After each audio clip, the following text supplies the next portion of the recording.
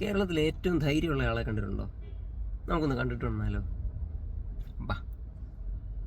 Hi. നിങ്ങൾക്കറിയാമല്ലോ, ഞാനങ്ങനെ ആരെയും ഇൻട്രൊഡ്യൂസ് ഒന്നും ചെയ്യാറില്ല. പക്ഷേ ഏറെ കാലത്തിന് ശേഷം ഒരാളെ ഇൻട്രൊഡ്യൂസ് ചെയ്യാം. നിങ്ങൾക്ക് എന്നേക്കാൾ പോപ്പുലറാണ് ആൾ. നിങ്ങൾക്ക് കണ്ടാൽ മനസ്സിലാവില്ലെന്നൊന്ന് നോക്കൂ. ഞാൻ കണ്ടിട്ടുള്ളതിൽ വെച്ച് ഏറ്റവും ധൈര്യമുള്ള ആൾ എന്ന് എനിക്ക് ധൈര്യമായിട്ട് പറയാൻ പറ്റുന്നൊരു കക്ഷിയാണ്. ഇനി വന്നേ.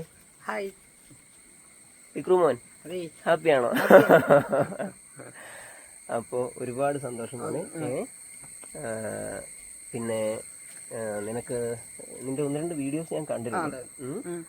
അപ്പോൾ എനിക്ക് സങ്കടമാണോ സന്തോഷമാണോ എന്താ ചെയ്യേണ്ടതെന്ന് പറഞ്ഞറിയിക്കാൻ പറ്റാത്തൊരു അനുഭവമായിരുന്നു.